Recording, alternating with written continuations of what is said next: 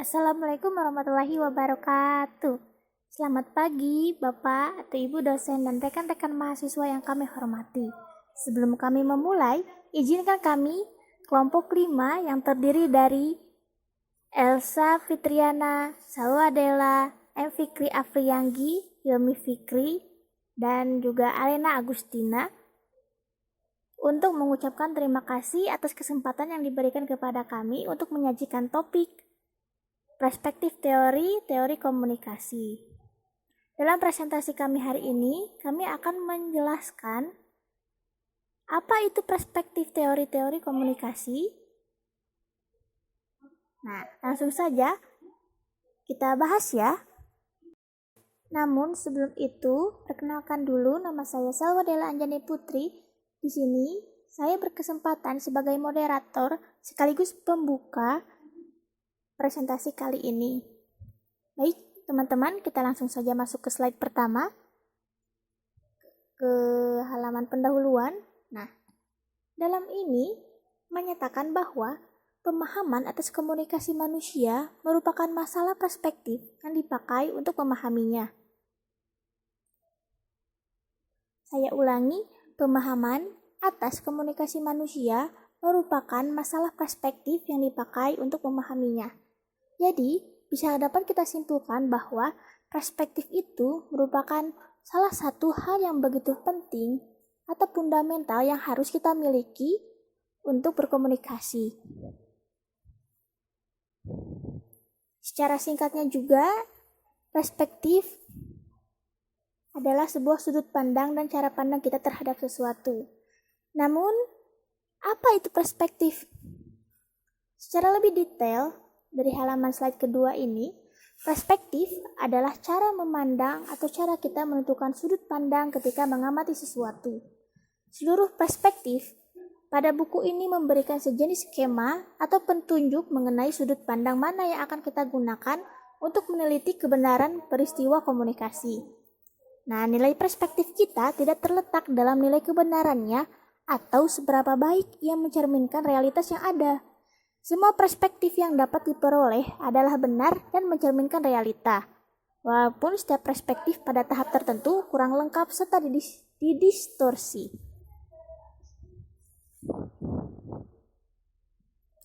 Jadi bisa dibilang perspektif itu tidak ada yang baik dan salah, atau benar dan salah. Tidak ada perspektif yang kurang baik atau bagaimanapun itu, karena itu tergantung pada pemahaman setiap individunya. Nah, langsung saja kita bahas ke topik berikutnya yang mungkin akan disampaikan oleh salah satu rekan saya. Baik, silahkan, saya persilahkan.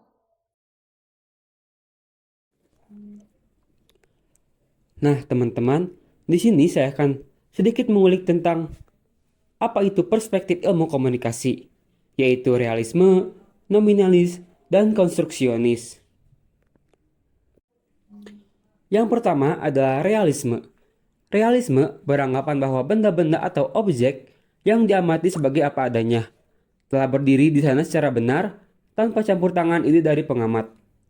Paham ini mengarahkan cara pandang yang menafikan peran subjek pengamat dalam penelitian. Konsekuensinya, nilai, kepercayaan, emosi, dan apapun yang dimiliki oleh diri subjek pengamat dilarang untuk terlibat ketika mengamati sesuatu. Dengan cara ini, penelitian bisa menghasilkan pengetahuan yang objektif atau kebenaran sebagaimana adanya.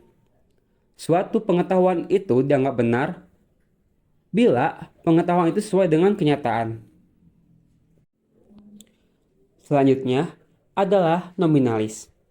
Nominalis menganggap bahwa dunia sosial adalah eksternal pada persepsi individu, tersusun tidak lebih dari sekedar nama, konsep, dan label yang digunakan untuk membuat struktur realitas.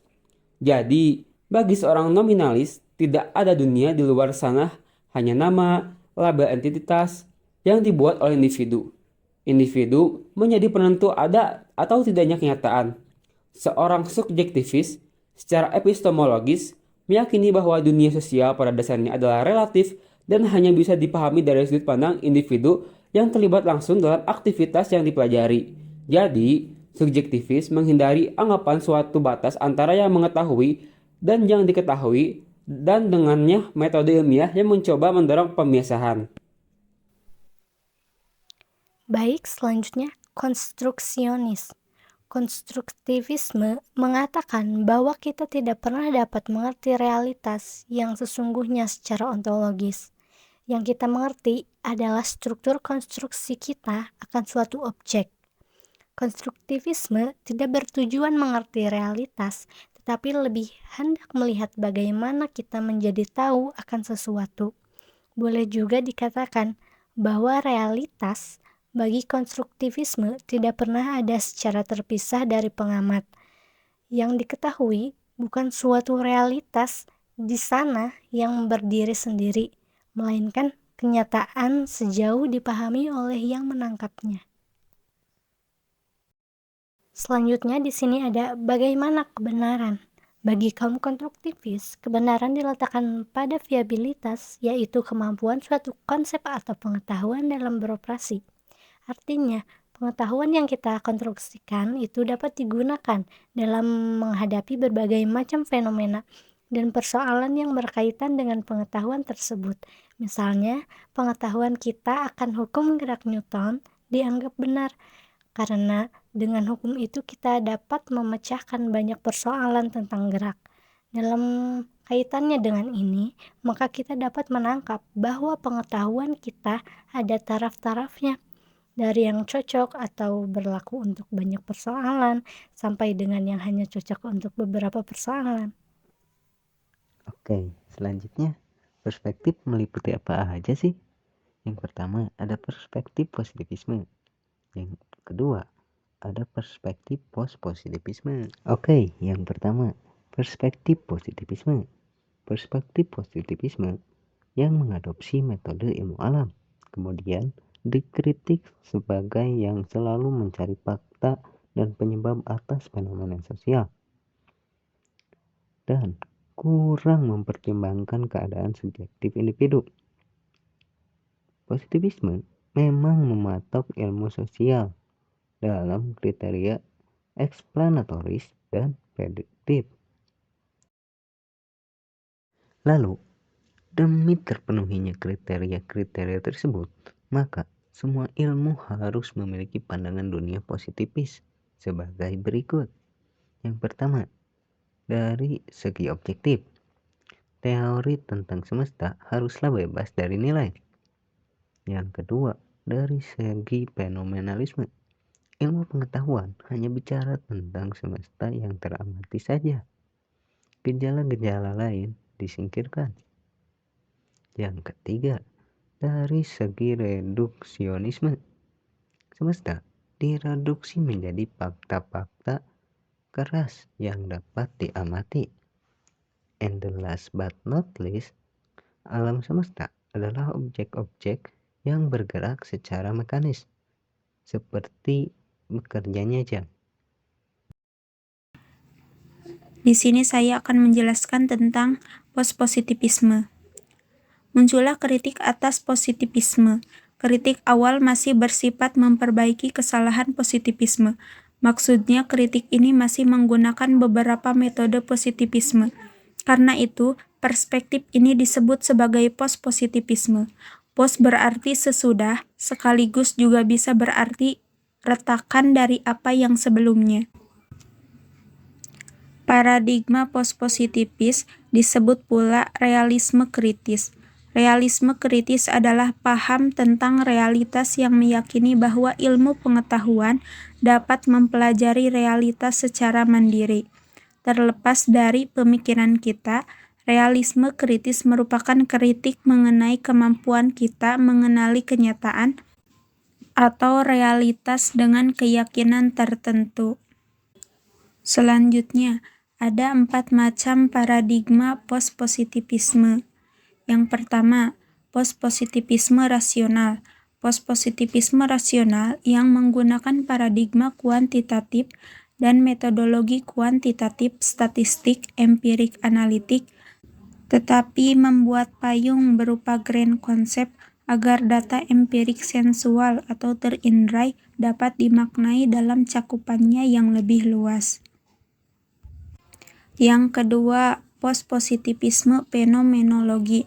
Postpositivisme fenomenologi interpretif adalah teori postpositivisme kritis yang menggunakan paradigma kualitatif, membuat telaah holistik, mencari esensi dan mengimplisitkan nilai moral dalam observasi, analisis, dan pembuatan kesimpulan.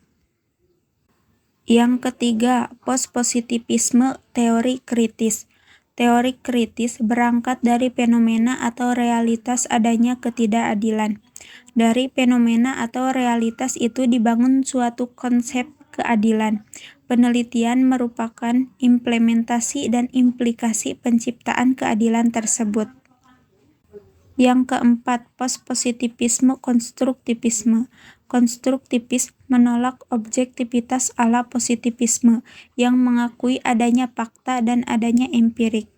Sedangkan konstruktivis berpendapat bahwa ada adalah pemaknaan kita tentang kenyataan di luar diri yang dikonstruksi atau empirical constructed facts. Nah, iya baik. Terima kasih kepada rekan-rekan saya sebelumnya. Nah, oke lanjut. Nah, ini dia teman-teman hasil dari keseluruhan metode dari perspektif teori-teori komunikasi. Nah, bisa kita lihat ini terdapat tabel ya. Tabel hasil, yaitu ada ontologi, epistemologi, serta metodologi. Baik, mungkin langsung saja ke catatan akhir. Nah, jadi perspektif-perspektif tersebut menurunkan sejumlah teori komunikasi. Misalnya perspektif positivisme dan postpositivisme menurunkan teori strukturalisme, fungsionalisme. Teori ini merupakan turunan dari perspektif positivisme dan postpositivisme awal. Kedua aliran ini meyakini bahwa struktur sosial itu bersifat nyata dan berfungsi dengan cara-cara yang dapat diobservasi secara objektif. Strukturalisme berakar dari ilmu bahasa, menekankan pada keteraturan bahasa dan sistem-sistem sosial suatu masyarakat. Sedangkan fungsionalisme berakar dari biologi yang menekankan cara-cara pengorganisasian sistem. Sistem dianggap bekerja menopang dirinya sendiri. Sistem terdiri dari variabel-variabel yang secara kausal berhubungan dengan variabel-variabel lain dalam suatu jaringan fungsi-fungsi. Nah, keterhubungan ini menghasilkan aturan bahwa perubahan satu variabel menciptakan perubahan pada yang lainnya. Oke. Nah, sebelum presentasi diakhiri, kami kelompok 5 ingin menyampaikan terima kasih atas atensi teman-teman selama kami presentasi. Semoga materi ini bisa berguna bagi kita semua. Izinkan kami mengucap satu pantun yang indah. Siang-siang pergi ke kota, jangan lupa beli alpukat. Demikian presentasi kita, semoga bermanfaat. Wabillahi taufiq wal hidayah. Wassalamualaikum warahmatullahi wabarakatuh.